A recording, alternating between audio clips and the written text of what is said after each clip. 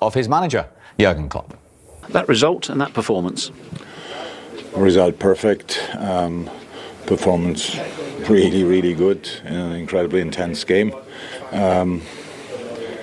We defended on an incredible high level for 99 minutes nearly, and had really good football moments where we scored one goal, could have scored more, should have scored probably second and a third. But they had their moments as well. But especially in the box, we were really, what's it? Yeah, we just did extremely well there. We won nearly all the duels. I think it was one free header from Haaland in the first half. Apart from that, we were really around, tried to block the crosses in the first place, defended the 6-yard box extremely well when they went through the touchline. So all the things you have to do, and so yeah, absolutely great. Was it all about focus from your players as well? Achieving that intensity, as you said, winning the duels as well, trying to snuff out any fires anywhere at any point? That's always about that, actually. But it's maybe, I'm not sure if it's always possible, but it should be more often possible. Yeah, this was for us obviously big today. We absolutely know how strong the opponent is, and we showed up today, and that's all we wanted to do. What do you think was the difference in terms of you actually getting just the one goal to beat them? What separated the two sides? Was it as simple as that? First and foremost, I think City didn't have these counter-attacks, these situations. We had them 3 times. Yes, after 1-0 was then Darwin going through, but before that Mo was already alone on his way. And so the situation around the goal is just a sensational awareness of Ali, and then outstanding from Mo against, I think, was Cancelo, if I'm right. Used his body brilliantly, no foul, and then he's in a 1-1 situation with the goalie, and he might miss one, but he will not miss two in a similar situation. So just outstandingly well done. But it was in a lot of other moments. I know the goals decide the game, but there were so many good football moments against how I say, the best team in the world, and it's really tricky to close all these gaps. But the boys did that in an outstanding manner. It's even better when you've got players missing, patched up defence to show that amount of heart as well. We miss now the next one with Diogo. That's it. How bad is it? I don't know. He felt a real pain in it. Sorry in that moment, but no idea how bad it is. But when Diogo stays down, it's not good. What can you tell us about your red card? Yeah, in the end, probably deserved. But the situation, you cannot not whistle that situation. After all the things that happened on the pitch, I don't know what Mo Salah has to do to get a free kick. So many situations. Pep and I agreed on the touchline. We didn't understand the challenges which were allowed and all these kind of things. Why would you do it? Both sides. Isn't it? Let's play football. The game would not be a little bit worse. Not a little bit worse. But we have to take that. We are on the weak side of it. We have no power at all. We just stand there. And in this moment, something switched off. I'm not proud of that. But when I saw, it's the clearest foul I ever saw in front of the linesman. And he says, "Play on."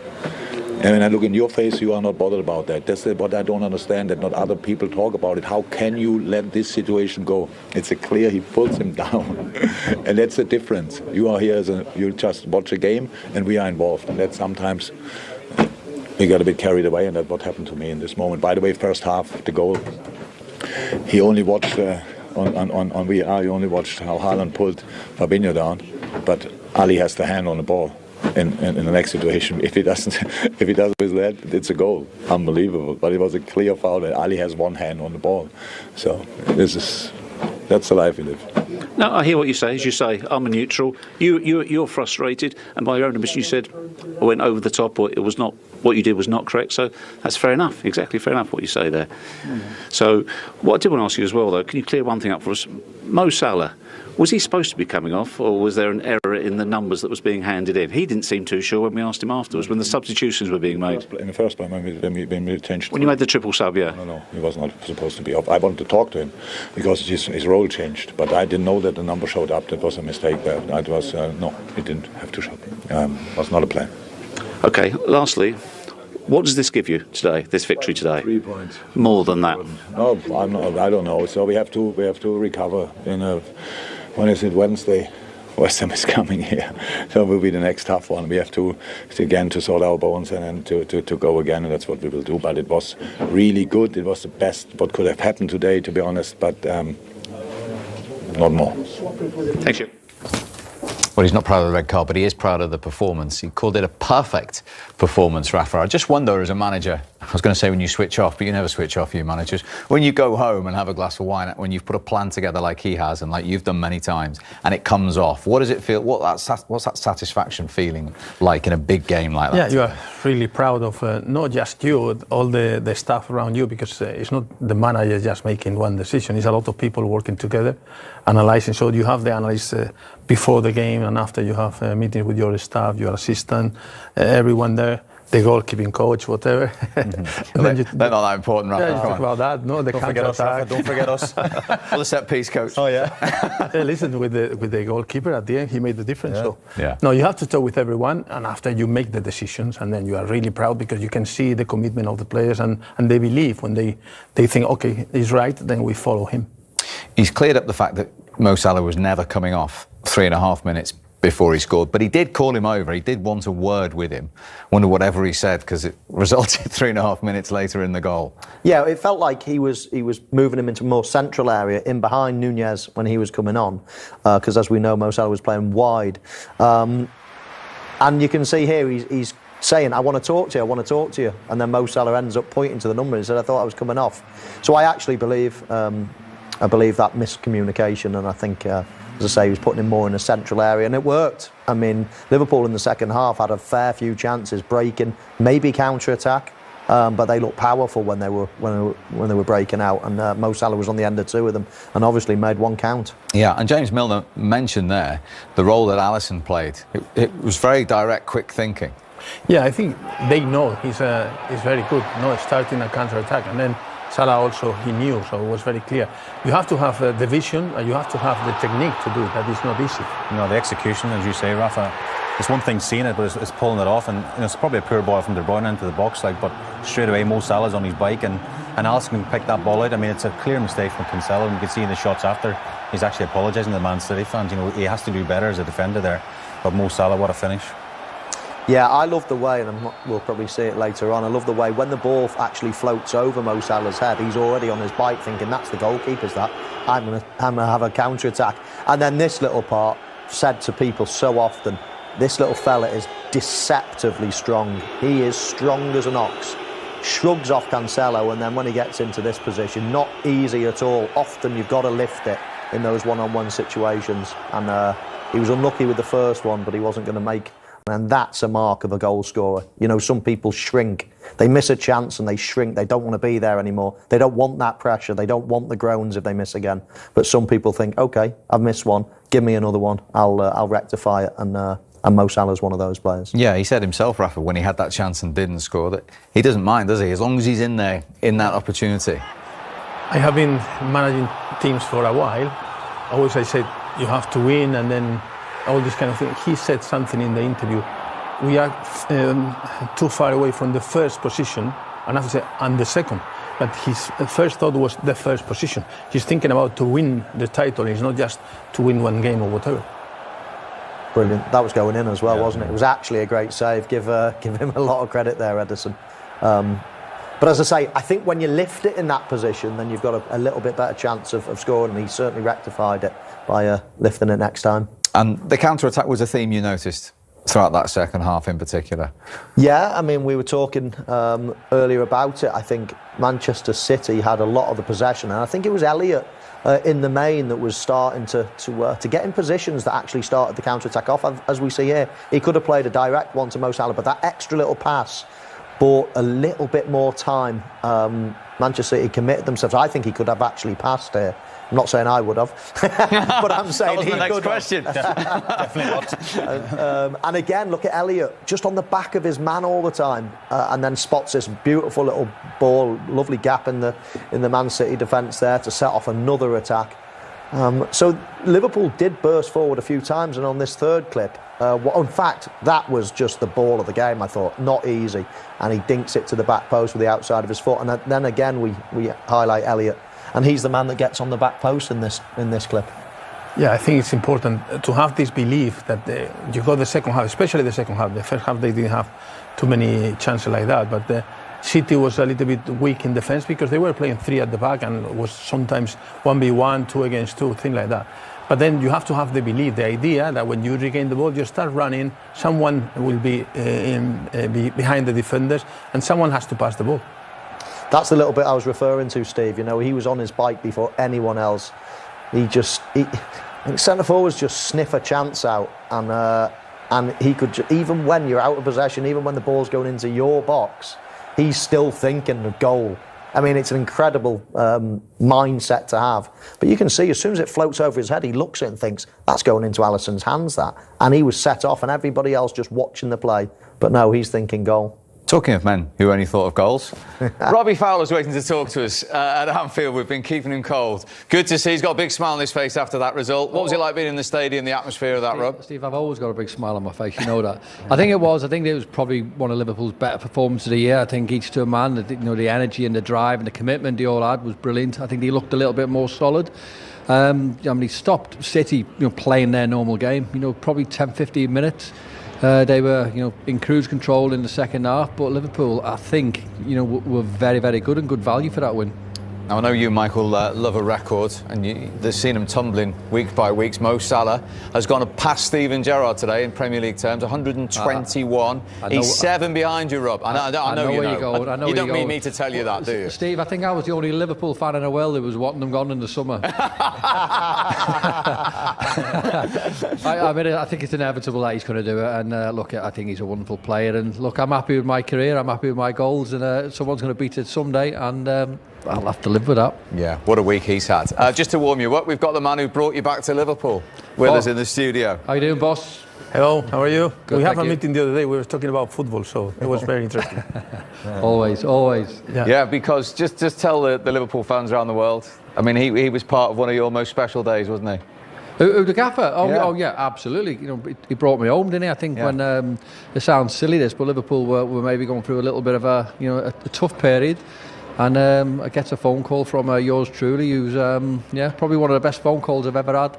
I think Rafa's been documented on many times saying that he's probably never seen a player as proud to sign a contract, and I think he was spot on.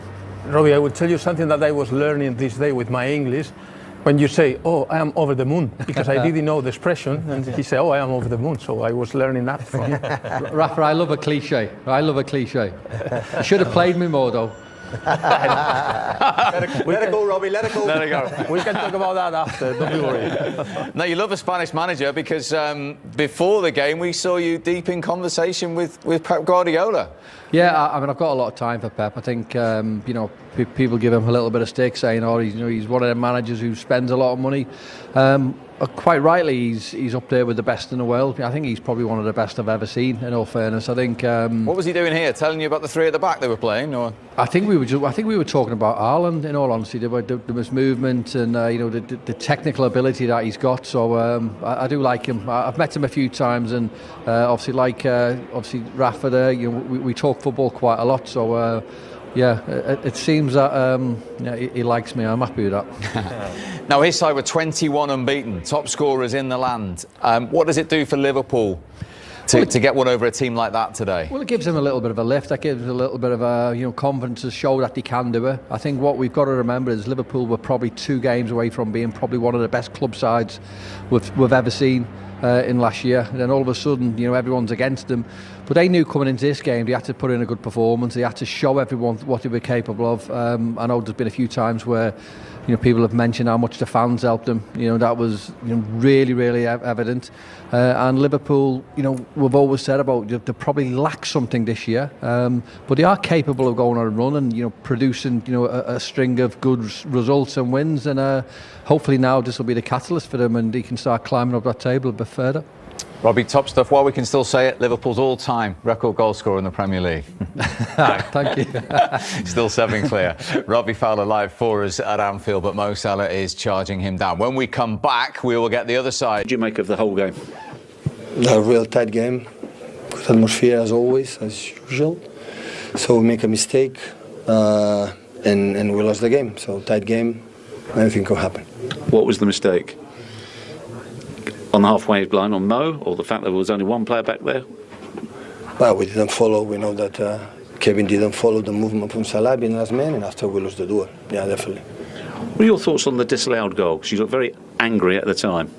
Well, when the referee decide before the game, go to the Jurgen Klopp and my assistant coach and say, here is play on, I'm not going to whistle any faults. And it was 1,000 millions, that is fault is not fault, fault is not fault.